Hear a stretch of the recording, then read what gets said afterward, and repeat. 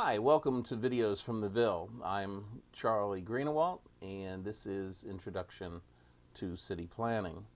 In this particular segment, we want to take a look at the planning profession and how it has developed throughout our, our history. Let's take a look at planning within the United States. First of all, we want to take a look at what is planning.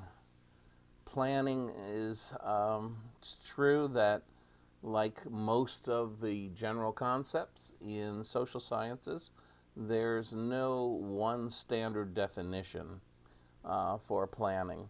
Dr. Ernest Alexander gives us one of the best definitions we have. Alexander tells us that, quote, planning is the deliberate social or organizational activity. Planning is the deliberate social or organizational activity of developing an optimal strategy for achieving a desired set of goals, unquote. So again, Ernest Alexander tells us that planning is, quote, planning is the deliberate social or organizational activity of developing an optimal strategy for achieving a desired set of goals, unquote. Now, early city planning in the United States could be seen in the 1600s. In 17th century New England, we find that the towns of New England adopted the gridiron pattern. They adopted a gridiron pattern to build their towns and cities. Always they would have a commons or a park in the middle of the city, and it was generally right beside of where a meeting hall would be located for the citizens of the town.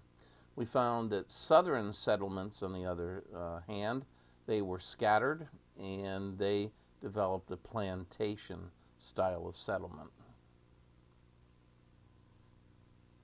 And we have in the PowerPoints, we have a map of what New Amsterdam looked like. Of course, New Amsterdam we know of today as New York City. New Amsterdam was the southern tip of Manhattan. And we have a picture of what colonial South Carolina looked like, so you can compare those two styles of development in two different parts of America in our earlier history. Well, early city planning in America, what was done in the larger cities? We had a map on that first slide for this section of Philadelphia, a map probably drawn or have been drawn at the direction of William Penn. Of course, William Penn comes to Pennsylvania and the New World for the first time in 1682. His father, of course, won Pennsylvania in a card game with the king. His father was the Lord of the Admiralty.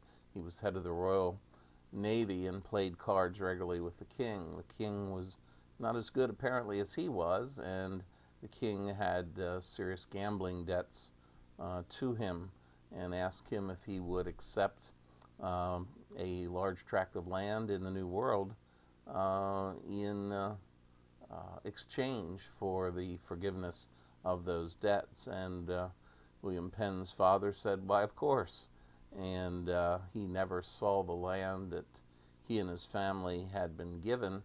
But William Penn in 1682, who has adopted this new or rather unconventional form of Protestantism called Quakerism, and the Quakers were persecuted through this period of time in England. So William Penn is coming to Pennsylvania to set up a place where there is true religious tolerance and the Quakers can live in peace. Well, in 1682, as he comes over, he writes Frame of Government, which will be the Constitution for the Commonwealth of Pennsylvania, the first Constitution and the basis for other constitutions that stem out of it in years later. But he decides that he's going to use the gridiron fashion for the city of Philadelphia. So he used the gridiron system in planning Philadelphia, and there's three features to William Penn's plan. One, you have the gridiron street system with streets running at right angles to one another.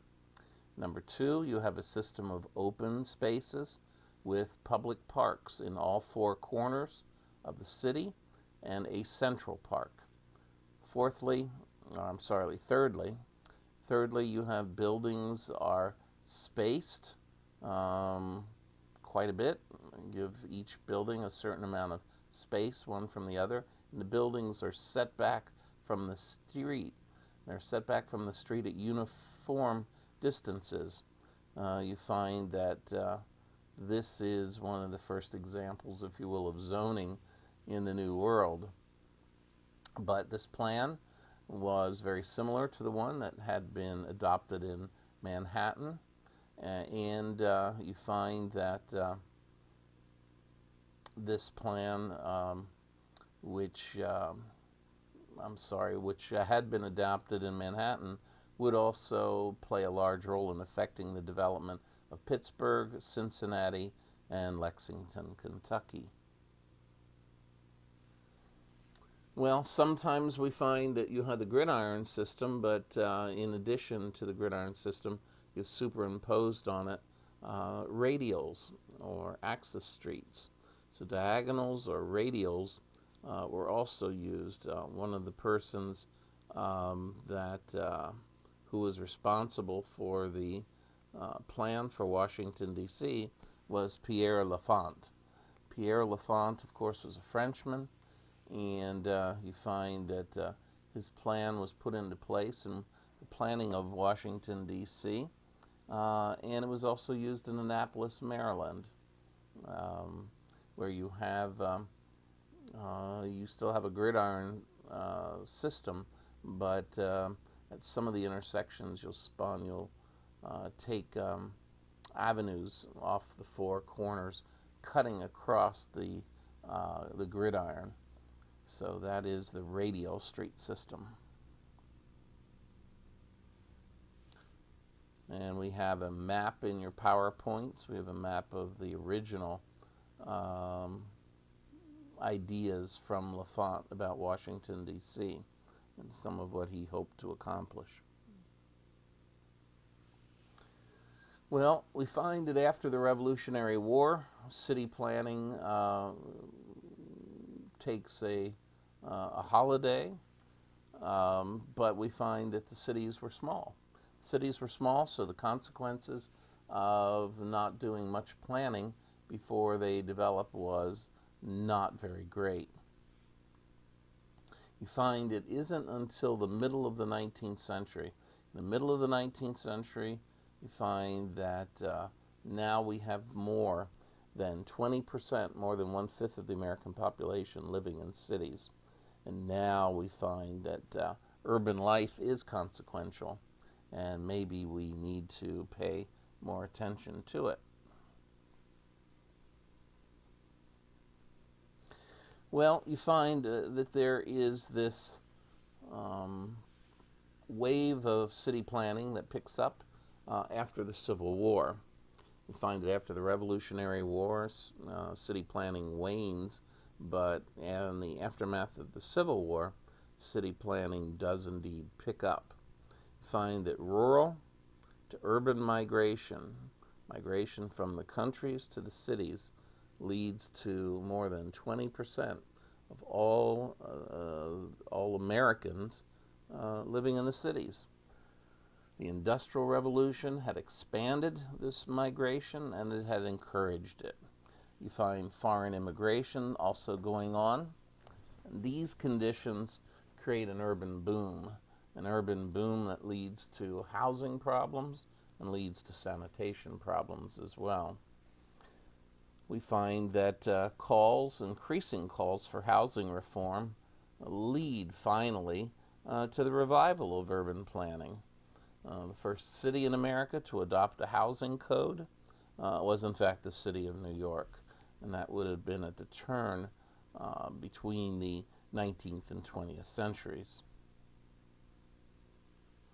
I have a slide there on post-Civil War planning about how things looked in the New York tenement at the turn of the century.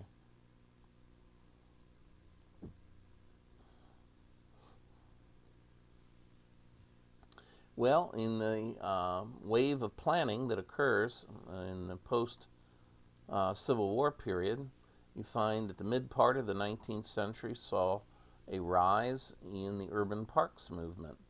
The urban parks movement can be seen through the creation of Central Park. Central Park in New York City is only established in 1853. So in 1853, Central Park's established, and in 1870, Chicago set aside 1,900 acres of parkland. 1,900 acres of parkland for the city of Chicago. Now we go to the advent of the 20th century. We turn centuries, and now we go to another era of city planning in America. We have the rebirth of urban planning in America at the beginning of the 20th century, and this is strongly reflected in the City Beautiful movement. The City Beautiful movement is very significant. Its effects cannot be underestimated on the City Beautiful movement. Well, what happened, what inspired the creation of the City Beautiful movement and the rebirth of urban planning at the beginning of the 20th century? Probably was a result of the Chicago World's Fair. Chicago World's Fair in 1893 was, of course, the Columbian Exposition. It was a emphasis on Columbus and his accomplishments. Find that the chief architect and the chief planner of the Chicago World's Fair was a gentleman by the name of Daniel Burnham. It's a name you should not forget, particularly in city planning. Daniel Burnham, B-U-R-N-H-A-M. B-U-R-N-H-A-M. Daniel Burnham was the chief planner and architect again. The fair's theme focused on the new industrial might of America, and Burnham chose classical buildings, classical Greek and Roman buildings, wide promenades, and a great deal of urban space, and it was all done on the Chicago waterfront. You find that he created at the World's Fair for the whole world a instrument, if you will, an establishment, a city that was called the Great White City. The Great White City was absolutely the opposite of the sooty, cramped industrial centers of America at the time. Burnham, there's a picture of Burnham in that slide in your PowerPoints. There's a picture of him with a very pronounced mustache, and there's a picture of the Great White City there as well. His quotation is very telling, and it sort of tells you what to expect from his work. Burnham says, quote, "Make no little plans, make no little plans, they have no magic to stir men's blood. Make no little plans, they have no magic to stir man's blood. Make big plans, for a noble document once recorded will never die." So Burnham says again, make no little plans, they have no magic to stir men's blood. But make big plans, for a noble document once recorded will never die. Well, what was the effect that the Columbian Exposition had on city planning? Well, the Chicago Fair of 1893 changed the entire architectural taste of the nation, and it led to a whole new direction as well in American city planning. The sight of the gleaming white buildings, and they were all laid out symmetrically around the formal court of honor, with their domes and their columns echoing the classic buildings of antiquity. It impressed almost every visitor to the fair. So inspired by the White City, or what I call the Great White City, inspired by the White City, the City Beautiful movement emerges with three main elements. So the three main elements of the White City that Gantt translated into the City Beautiful movement are: number one, civic centers; number two, expansive boulevards; and number three, parks.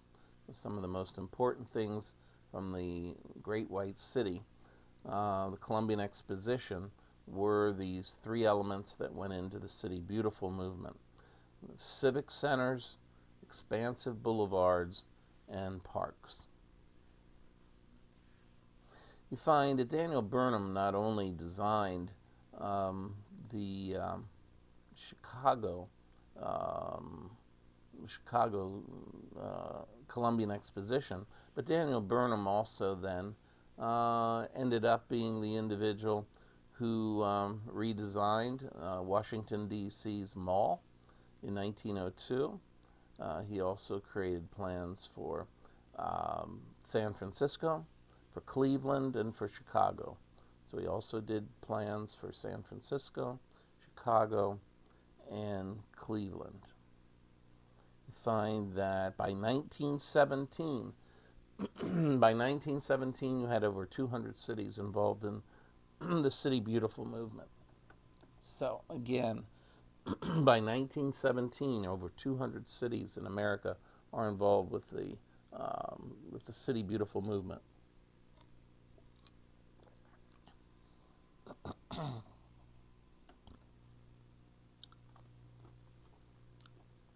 Well, there's one drawback to the City Beautiful movement.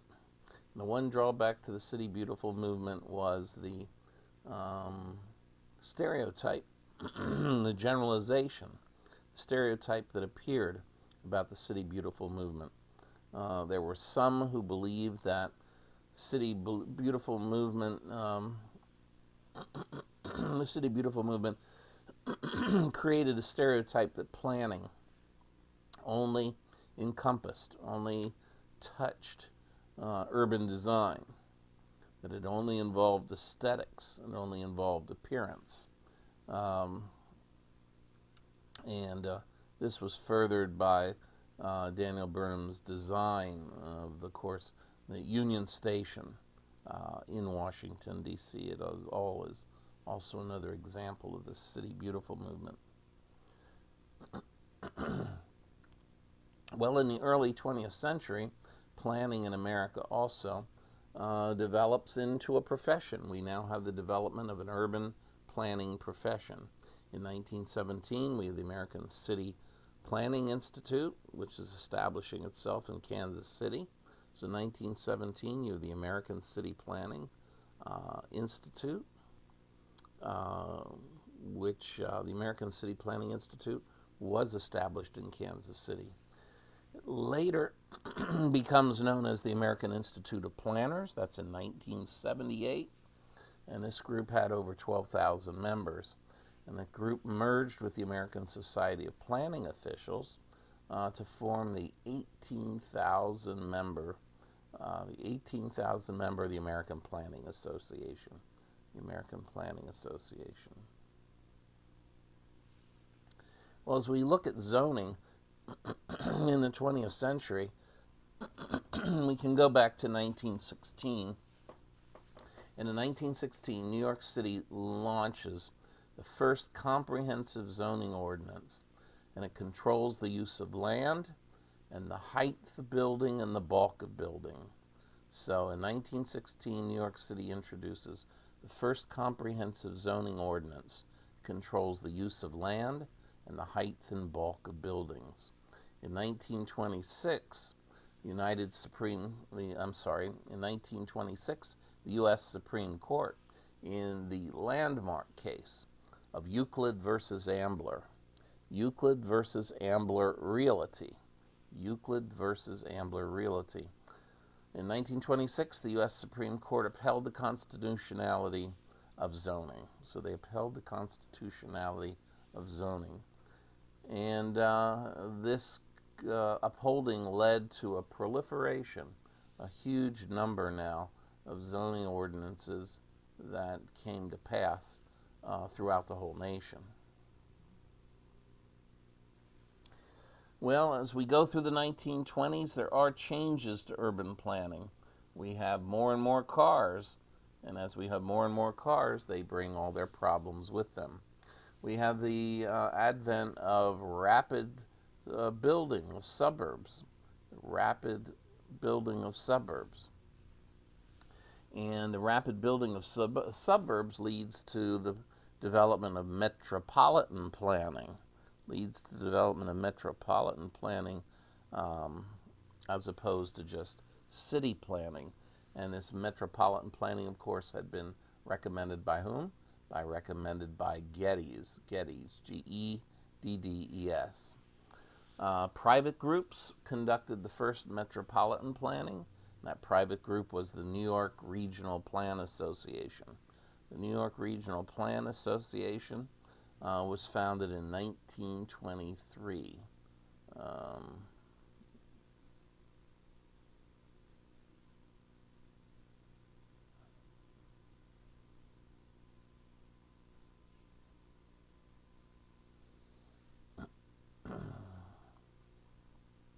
So, in the 1920s, again, we have changes in urban planning with the increase in cars and their problems.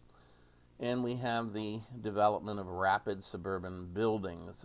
We just paused with the formation in 1923 of the New York Regional Plan Association. New York Regional Plan Association, in fact, still exists today. Well, we then go from the 1920s, of course, to the Great Depression and the years of the Second World War. We find that planning becomes an important part of the New Deal, and the planning in America was conducted, in fact, by the National Resources Planning Board. The National Resources Planning Board. You find that this board offered financial and personnel resources as incentives to the various states that decide that they want to create state planning agencies. So the National Resources Planning Board decides to offer financial aids and personnel aid to different states that want to create state planning agencies. So by 1940, all but 3 states had state planning agencies.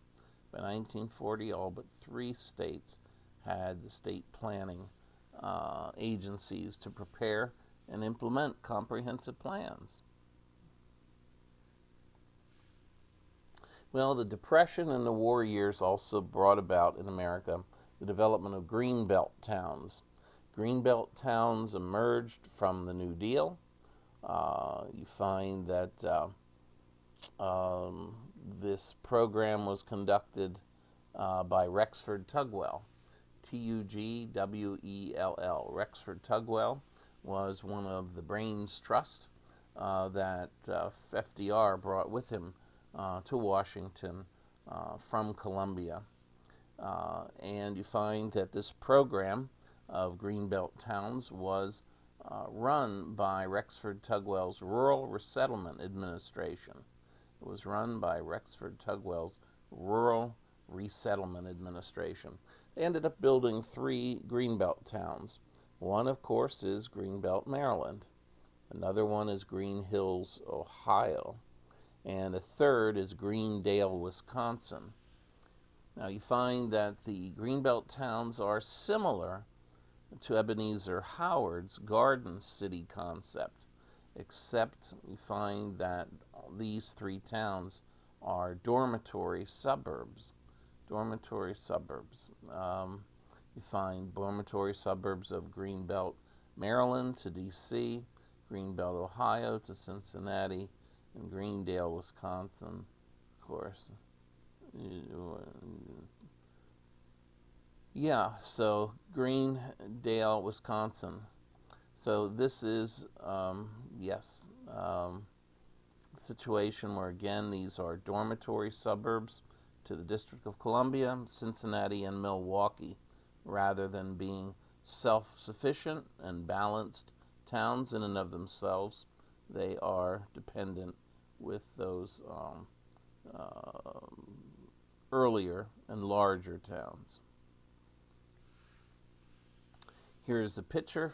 There's some pictures here in the PowerPoints of Greenbelt, Maryland, and of Greendale, Wisconsin. Here is a sign about the history of Green Hills, Ohio.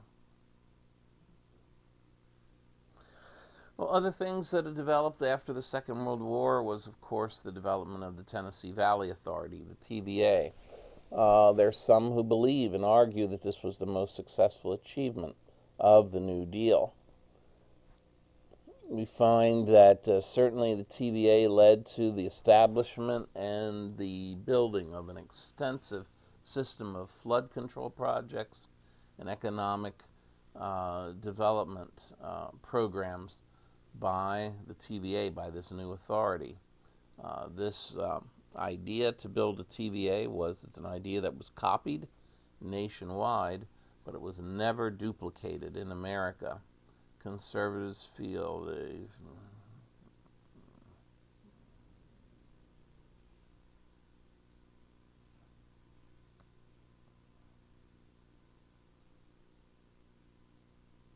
okay.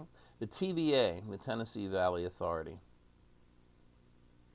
You find that, as I said after pausing, the Tennessee Valley Authority was the most successful achievement of the New Deal, and we find that it did seek to develop and establish flood control projects. The Tennessee River flooded almost every year. It was a very rich area to farm, but farming was unpredictable because we didn't know when the rains would come. We didn't know how high the flood would be. There was no way to control the waters. Now with the development of dams up and down the Tennessee River Valley, you could control that flooding. This area could be not only very rich agriculturally, but also a source of lots of cheap power for economic development. So we find the development of dams, reservoirs, power plants, and new towers to carry the electricity around the country. This idea was copied across the globe, but it never was replicated in America. What you found, of course, on the political spectrum was some liberals oversold it, but we find that conservatives felt that there was too much socialization there, that it was an over-socialization, and it increased the power of the federal government too greatly. We have a picture of the Tennessee Valley Authority's Norris Dam. That was finished in 1936, and that is named after George Norris, a senator, Republican senator from the state of Nebraska.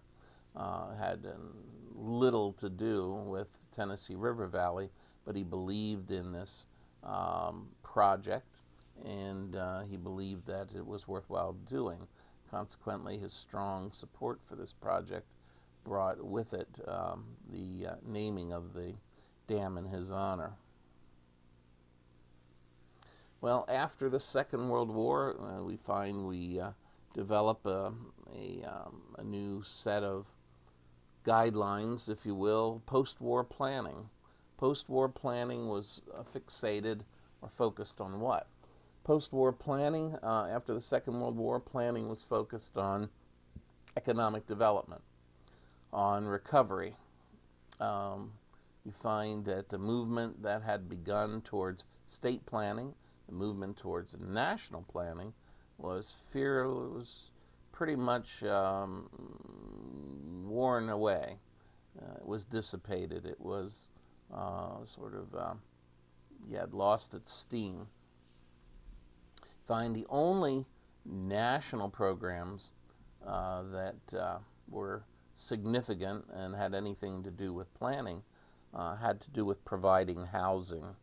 You find that the National Housing Act of 1949 The National Housing Act of 1949 establishes public housing and public assistance programs, and they provide aid for urban redevelopment. So this particular act, again, the National Housing Act of 1949, does encourage cities to plan and to resolve their own problems with federal financial assistance.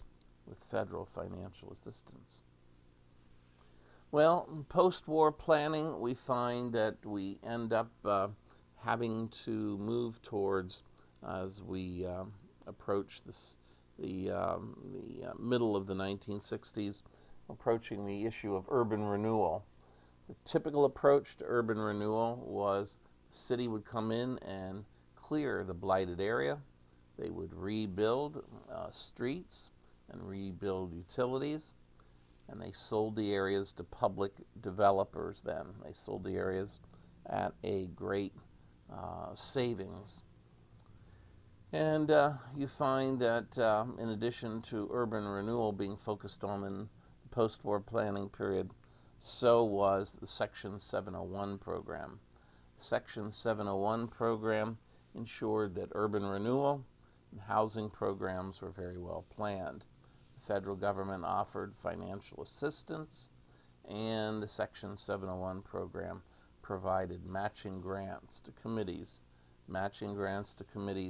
that develop comprehensive plans. Well, we also find in post-war planning that there is a pattern of intergovernmental relations that emerges, and it continues throughout the first Nixon administration. And the pattern for intergovernmental relations at this time is the federal government would provide the funding for projects that it considered to be desirable, it considered to be necessary, and it would provide funding to fund these projects as an incentive for cities to implement it. In order to become eligible for federal aid, cities had to agree to the federal guidelines for these programs. It created a situation, if you will, where cities were seeking more and more financial aid from the federal government, and they became dependent on this aid. I remember when Ronald Reagan was elected president, how the mayor of Detroit was beside himself because they, at that point, were receiving 80% of all their city monies from federal programs. And he was worried the federal programs would be diminished or go away. And the recovery for Detroit's city finances would not be anywhere in the offing. And in fact, nothing could have been further from the truth. Well, problems with urban renewal, what might they be? Well, one of the problems, the emphasis on many renewal programs, is that the emphasis tends to be on physical projects, physical work, as opposed to pursuing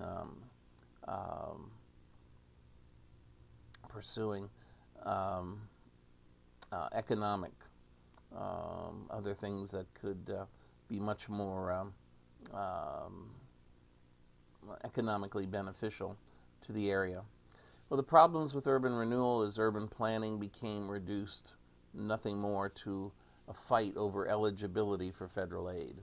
So in post-war planning, problem with urban renewal is that the federal government offered so many dollars in so many different situations that everyone wanted to just simply fight for that certification so that they could stand up and take that money away with them. There are certain assumptions of 1960s planning. One assumption was they thought that economic and population growth would benefit the community. They believed that the more people, better off you were. The more economic growth, better off you were. They thought that land was an infinite resource. I believe not quite, but it's still seen a lot of vacant land throughout the West. They thought cities were primarily for economic consumptions and production. They thought that cities were primarily for economic production and consumption. And these assumptions from 1960 planning lead to a couple things. They lead to inadequate attention paid to pollution. So these assumptions of 1960 planning lead to inadequate attention paid to pollution. In the 1950s and 1960s, our moderate concern with the quality of the man-made environment was diminishing. In 1970s, saw development of an awareness of the natural environment.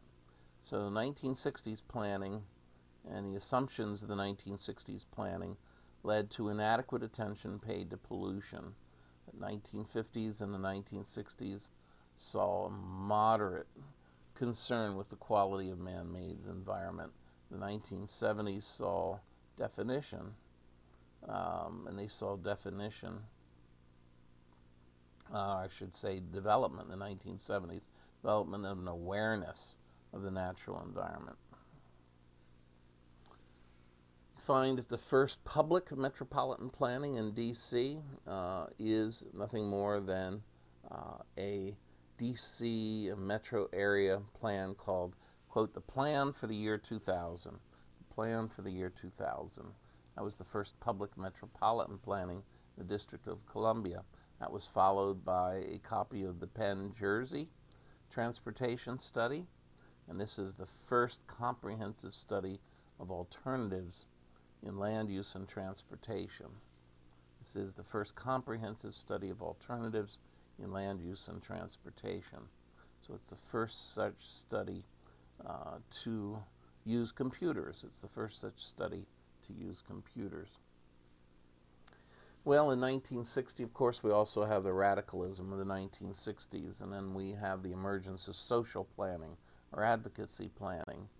These urban planners tried to represent the most disadvantaged groups in society. They were using planning techniques, planning skills. The advocate would try to represent a specific group's interest rather than a vague public interest.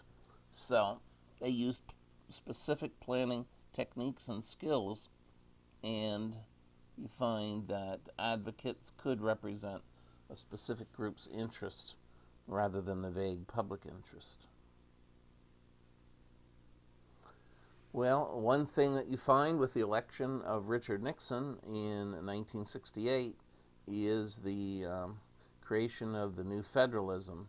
And one of the things that Nixon was adamant about was that he rejected the Great Society programs. You find that the Nixon administration utilized a whole new approach to urban planning and urban renewal projects. They reduced the number of categorical grants, they introduced revenue sharing programs, and they introduced more community development block grants. In 1970s planning, too, it became apparent that the national government no longer seemed capable of handling the responsibility for solving urban problems that it began to assume in the Depression. So in the Depression, you find that the national government thought that they could solve more and do more than they actually could.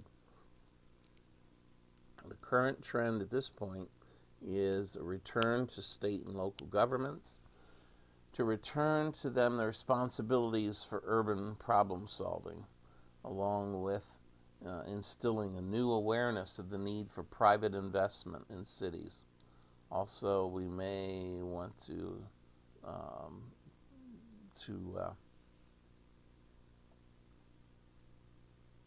take a look back at some of the real shortcomings of the Great Society, which had lofty goals, but for poor planning and poor unreliable sources of funding. So, in the 1970s, when it became apparent that the national government couldn't handle the responsibility for solving urban problems, that it started to take over in the Depression.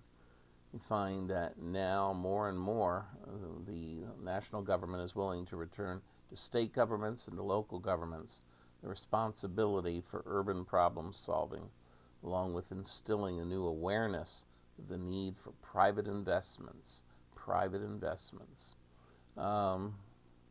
So here we've come to realize that planning can't be divorced from implementation.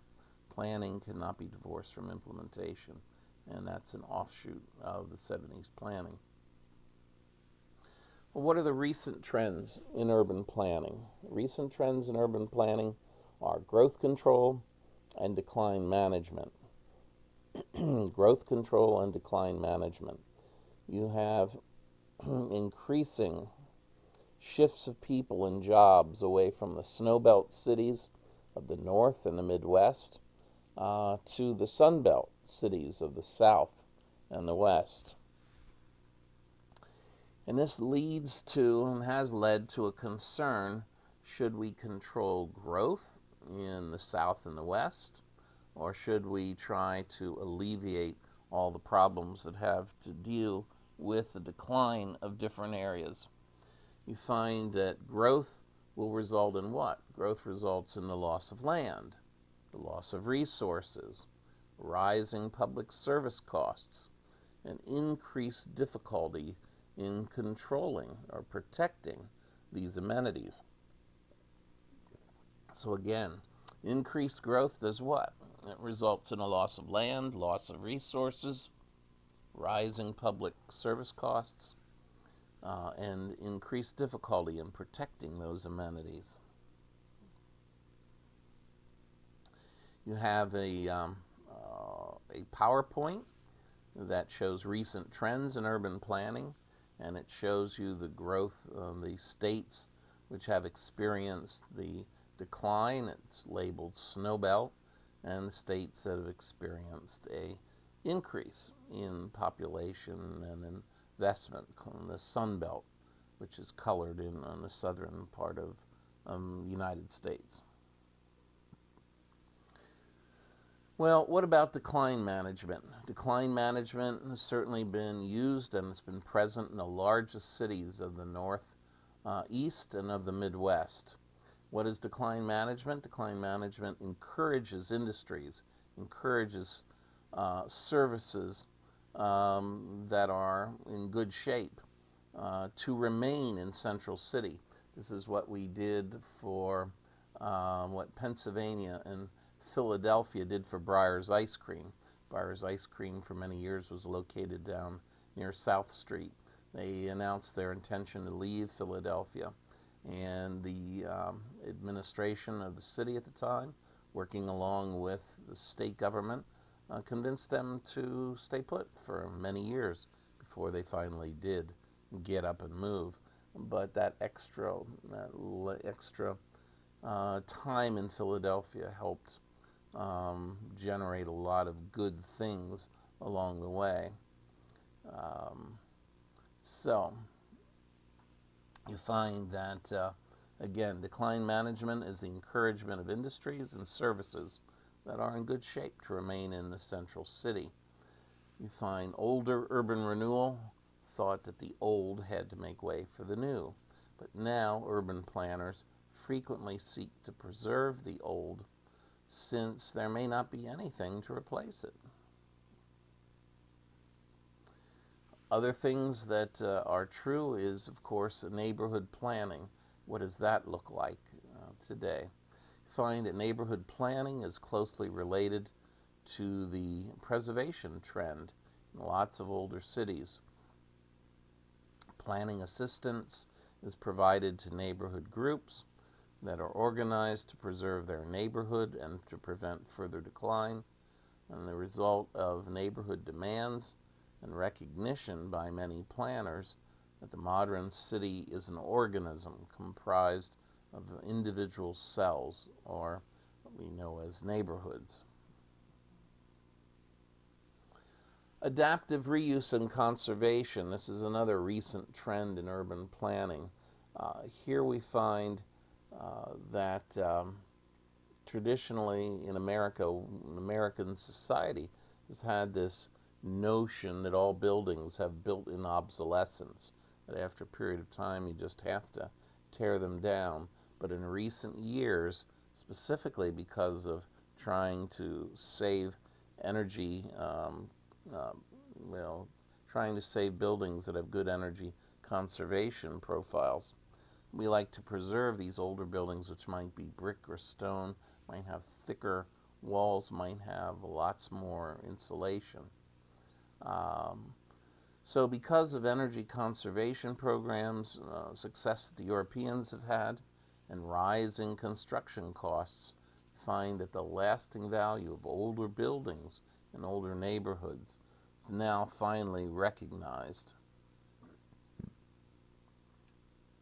And that leads us to the end of taking a look at city planning as a field in American planning.